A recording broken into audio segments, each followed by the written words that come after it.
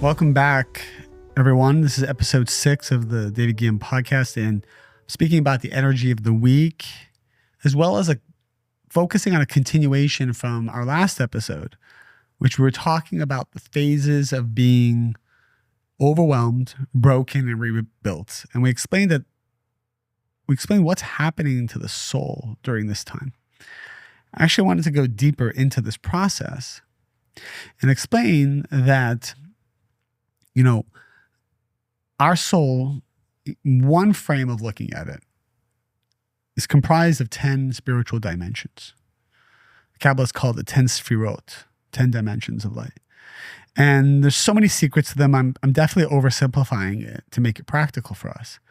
But the way these 10 dimensions came about originally is that the light of the Creator could not shine in its full totality into the vessel, into the souls of humanity, because it would implode these souls. If we received all of the lights, all the blessings that is due to our soul, that is meant for our soul, all at once, our soul would shatter because we have not earned this light yet. In more deeper terms, we have not transformed the desire to receive of the self alone into what's called the desire to receive for the sake of sharing, which is an energy, vibration, and frequency that would have an affinity of form with the Creator. It's very, very deep wisdom here. I'm simplifying it for now. In future podcasts, I'm happy to dive in deeper and explain what that terminology means. But in practical terms, it really means I become like God. And the way I do that is through the transformation of my negativity, my doubts, my fears, my karma, my traumas, my wounds, all the stuff that we hear about that's out there.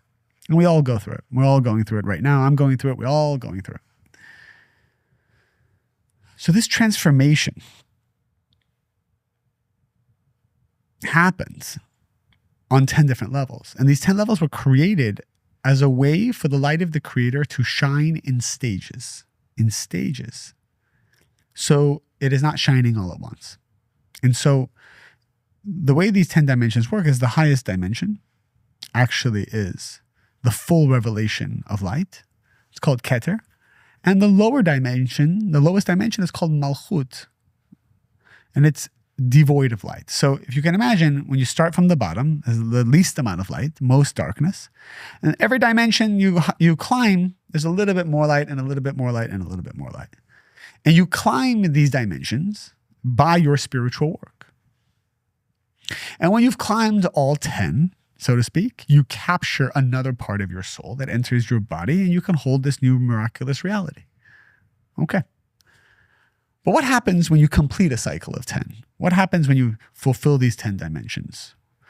And in practical terms, it means you pass the test. You went through a really difficult period. You're going through a breakup. You're going through some kind of loss, a financial loss. You're going through a health challenge.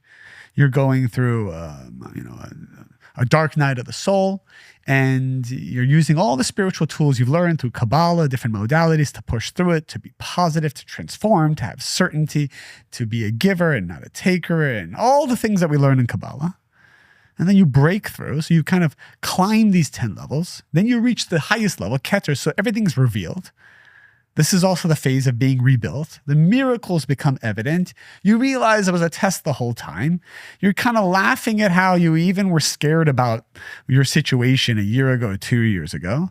It's kind of like this breakup I just heard about where she's like, I don't know if I'll ever find another man like that again. And we've heard this 1,000 times before. How am I ever going to find someone so great after we just ended this relationship? And we know that any relationship that is ended, the Creator wants to give you something greater. There's no mistakes.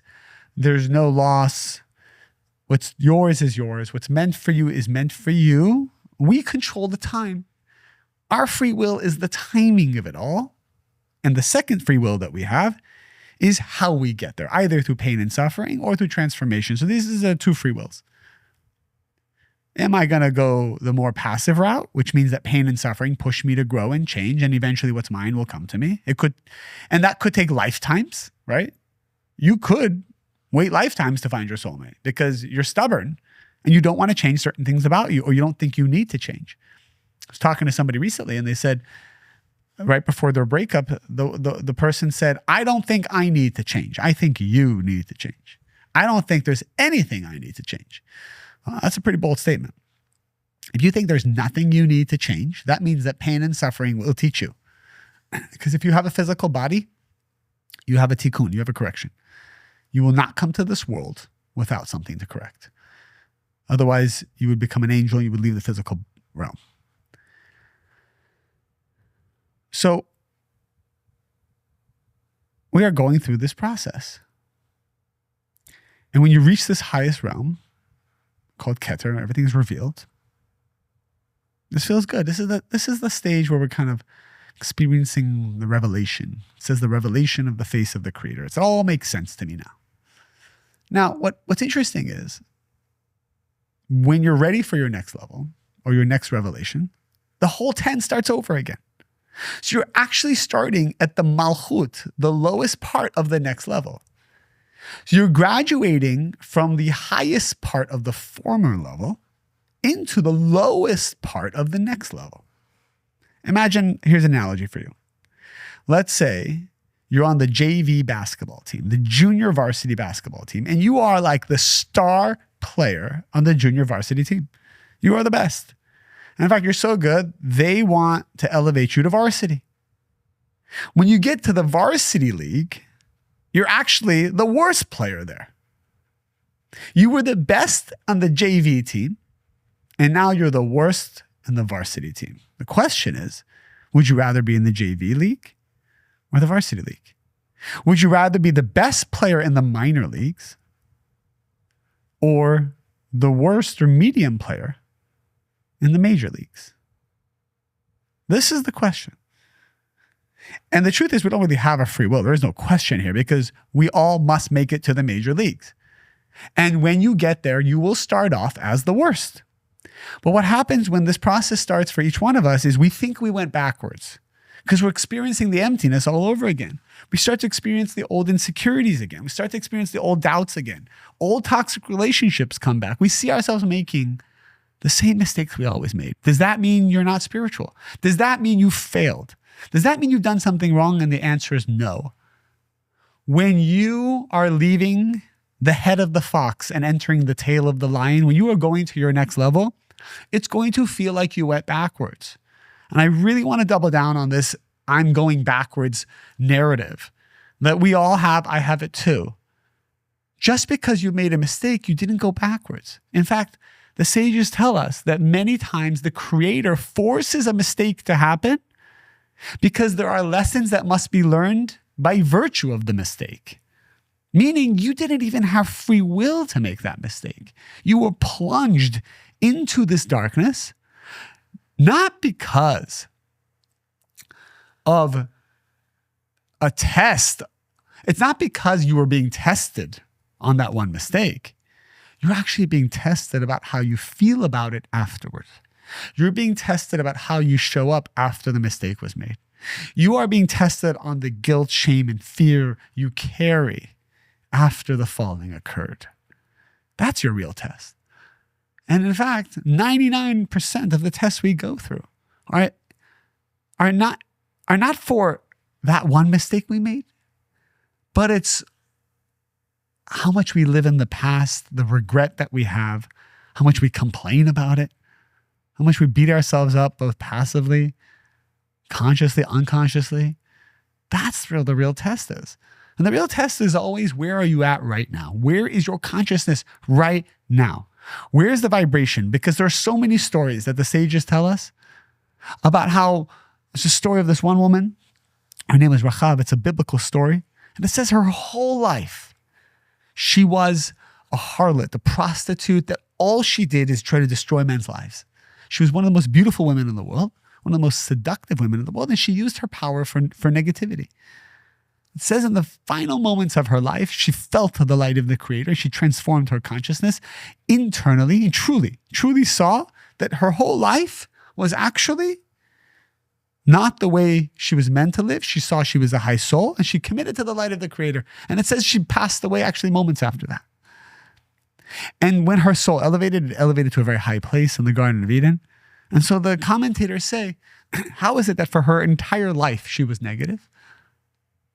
But then the moments before her death, She shifted her consciousness and transformed. And her reward was as if her whole life was spiritual. Because the sages tell us there is no time, there is no space, there is no motion from the Creator's point of view. What you decide today becomes everything you were in the past and everything you ever will be in the future. So powerful this is for all of us. Whatever you decide today to be, whatever vibration you decide to operate at, is everything that you will have been in your past and everything you will be in your future. But the negative side, the opponent, the Satan, this angel, who was created as a good angel to challenge us, to make us become like God, keeps taking our mind into the past and into the future and wasting our time constantly. That is the test. Not just to be present. Being present is a big part of it. It's the beginning part of it. But it's, what do you do in this vessel called being present? It's happiness. It's appreciation. It's certainty. It's prayer. It's becoming like the Creator. It's all technology. Everything I'm sharing with you is technology. It's not religion. It's not new age. It's not woo-woo. It's technology. It's like, it's more advanced technology than your iPhone. It's more advanced technology than AI. AI was only created to help all of us believe more in the power of consciousness. Because consciousness is the highest level of AI. AI doesn't have consciousness. It can get very close, but it's still not consciousness. My thoughts here in Los Angeles are affecting something in China. There's no time, space, or motion with consciousness. I can think about China and I'm there. I can think about something billions of miles away and I'm there. It's the power of the mind. It collapses time, space, and motion. So in summary, and this is the energy of our week,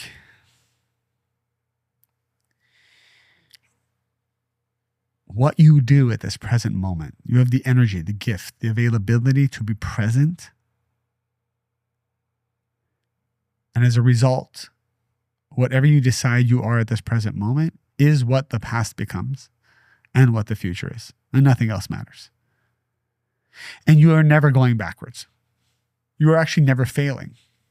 This might be very triggering to some people.